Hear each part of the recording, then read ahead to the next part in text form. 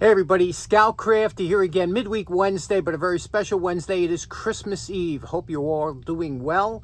Hope you finished your Christmas shopping. Hope you're not starting your Christmas shopping. It's a great holiday for me and my family. We always enjoy getting together on the holidays, and it's my sister's birthday on Christmas. It's a big day. And but Christmas Eve, some people open their gifts on Christmas Eve. We were always a Christmas morning people to open the gifts. I remember as a kid trying to stay awake all night to try and catch Santa Claus coming. I don't know, you just doze off after a little while. They always knew what time to come. Santa was smart like that. Anyway, what we're going to do today, a little bit of, I asked you last week, I said if you have any questions, put them in the comments, and sure, you really came through with a lot of great questions. So I won't be able to get through all of them without having a boring long video. But what we're going to do is go through some of the questions that multiple people asked, and then hit some random ones. And then we'll get to the rest of the other ones throughout the month. But the first question that was asked a multitude of times was everybody was asking if I was ever going to build on that property upstate that I own. And what about my house? Well, for those of you just new to the channel, I have a small piece of property. Ever since I was a kid, I always wanted a piece of property upstate that you could go up and look. New York's, all big cities are very restrictive. That's the way they are by nature. You can't, have anything, guns and archery, whatever you want to do that's fun. You can't do anything in the city. So, we always dream of having a piece of property that, you could go up and just have fun and be free up there. So I looked around for many years. It took me 6 years of constant looking to find this piece of property up in a place called Parksville, New York. And Parksville is part of the Catskills, and that was a huge, really popular place years ago. Because years ago, what's funny, what made the Catskills and all these vacation destinations around the city so popular is that during the sweltering summer heat, before air conditioning, people would take vacations upstate where it was cooler at night. You didn't need air conditioning. You don't need air conditioning up there at night. It gets real cool. So people would flee the city during the sweltering hot months. But when air conditioning was introduced and the price came down back in the 70s and 80s, the Catskills, it died down real quick. All of a sudden, people were staying home. It was nice and cool in their apartments. So, but that area that I bought my property in used to be very busy during the 60s, 70s, but then it's a dead town now. But I got a beautiful parcel of land up there with a nice pond and just beautiful. And then I put two sheds up there. One to hang out in, and the other one is kind of a workshop where I keep my lawn tractor in there. So I'll show you that this spring. But the reason I wouldn't build up there is because new construction is always a real hassle to deal with. And I know that because one of my jobs was working as a security for across the street from me when they were building the condominiums. And building new construction is so difficult, especially dealing with contractors and permits and things like that. And it's a real hassle. So you're always kind of better off just buying a turnkey, a home that's already done to the way you like it, if you could find it. Unless you're young and you have lots of time or whatever. If you're in your 20s and 30s, then it might pay to have the house that you really want built. But when you get older, you don't have that kind of... You don't have that in you anymore to deal with the hassles, the delays, the permits, and the BS that goes along with trying to build a new construction. It is difficult. And then also, the cost. You do usually experience a higher cost to trying to build everything from new, more than you would expect. If you buy a house that's a few years older, the problems have been ironed out and things like that, and you could just move in turnkey. So that's what I'm looking for. But where? I don't know. That's another question. A lot of people saying, are you going to leave here? It's tough. My mother used to say, if you don't leave when you're young, you never leave. And she might be right, but I've been looking for probably 10 years. At least a couple times a week I look at real estate listings, but I don't even know what state I want to move to. States change, things change, everything changes so much, but I definitely don't want to be in New York City or anywhere near New York City or any big cities. I just want to be in a suburban area that have people that think like me. And you, probably. Next up, the question that came up a lot was, is there a specific tool that you've been looking for a long time, or a dream, a wish list tool, you know, kind of a bucket list tool that you don't have, that you've been wanting for a long time? And that's a great question. You know, when I first started this hobby, like a lot of you, you start off with looking for interesting and unique tools and some collectible tools, but I quickly got away from the collectible tools because I was getting a lot of flack from collectors out there saying, you know, you're ruining the value of nice tools. And even my mentor, Dan, took me over to the side and he says, look, you got to stop with this. So I stopped doing collectible tools and I just went with tools that I liked, or my favorite is tools that are really beat up and then putting them back in service. That's the most enjoyment to me. Value means nothing anymore. But there was one tool I was looking for a long time, and that is the Wizard adjustable wrench. And that is, you know, this type of wrench. And I remember I was looking for the tool for a long time, and they were going for $60 or $70 at the time. And I came across a couple really nice ones, but they were too nice. And what am I going to do? You know, just pick. When they're too nice, I don't want to do anything to them. So I was looking for one that was really beat up at a good price, like rusted up, that I could, you know, make it nice, but not have to worry about taking away the value. But you can't find them. They're always in decent shape when you see them, and they're always expensive.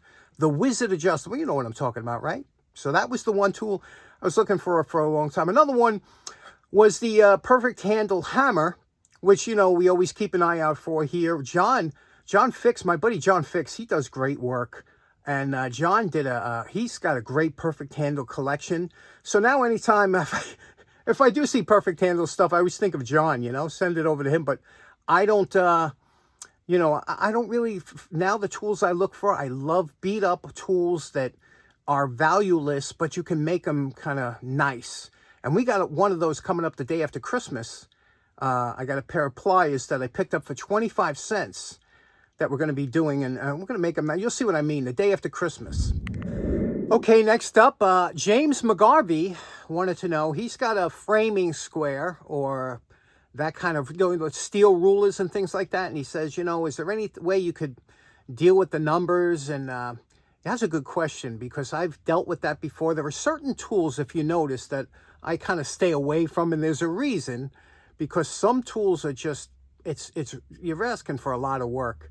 But let's talk about that real quick. Okay, now sooner or later you're going to come across a piece of hardened steel that you're going to want to restore, and this is where it gets tough. And a lot of it has to do with any of the steel squares. You find it in a lot of machinist tools, things like that. And this one here was a basket case. This was totally rusted. And I did this years ago, and basically just cleaned it up. There's a coat of shellac on there, actually. But if you look real close, you could see some of the pitting that's on there. And the numbers, although they're there, you don't see them too good. Now, how I did this is how I do a lot of things mechanically. For a long time, I was using vinegar and things like that, but you always got to be careful with that hydrogen embrittlement and things like that. And so I prefer, if I can, especially since I'm working on a tight schedule, I don't have a day or two to let something sit. Sometimes I'd like to just do it that day. So the wire brush, mechanical, works really good. Wire brush, steel wool, things like that. But this one here also was a basket case, a nice square too. Look at this, right? Isn't that nice? But I took this out, and I'm going to show you, but you could see the pitting. You see the pitting in there? That pitting was real. This was orangey bad. But it's a usable tool again. Not going to be mint, but here, this is the kind of squares, these framing squares. This one here is a nice Stanley. This one's in good shape. This one's aluminum, and could be easily cleaned using some Scotch-Brite, or you know, a very light Ajax or Comet, or one of the cleansers will clean this up real nice with a Scotch-Brite. But here we go. This is what we're talking about here. I think this is what James wants. This is here is a perfect example And I have examples all over my house of this one here is just what he's talking about. You can't even see any numbers. You can't see anything on here. It just looks like a framing square. But if you look closely over here, you do see some, this is probably real old too. You do see some numbers there. So let's talk about how I would address something like this. Now, there are different kind of restorations you could do. You could try and do a preservation restoration over the top, you know, or a user restoration. I like to do a user restoration on a tool like this, that it makes it a good using tool that you don't have to worry about. And to do that, and I'm going to show you, because I'm going to do the bottom like 6 or 8 inches of each side of this. The first thing you're going to do is we're going to take it to the wire brush and go over it lightly for the first 6 or 8 inches to see what we have underneath. Okay, there we go. That is about 15 minutes on the wire wheel, just for the small section, because you really got to go and just let it, the wire brush, do its work and get in the grooves. The wire brush is spinning this way, so it's taking the rust out of the grooves. It does help it a little bit, but you can see you're always going to have that kind of pitting that's, you'll just never get out, because this is hardened steel. And if you go try and go below it, you're going to lose some of the numbers, and it's just going to really be a pain. So that's the one side. Here's the other side here. Can you see that there? Same thing. You could see that the deep pitting. Now that's just the wire brush. Remember, this is what it looked like before. That's the wire brush. Now let me show you. If we take a fine flap disc and go over it, we can get rid of that top scale, and I'll show you what it, but you got to go very lightly, because you don't want to damage any of those engravings.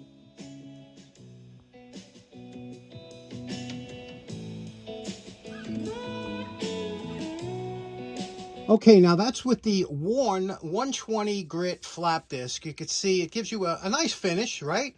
Gets rid of some of that staining that was on there. It's hard to remember what it looked like, but remember, it's real dark.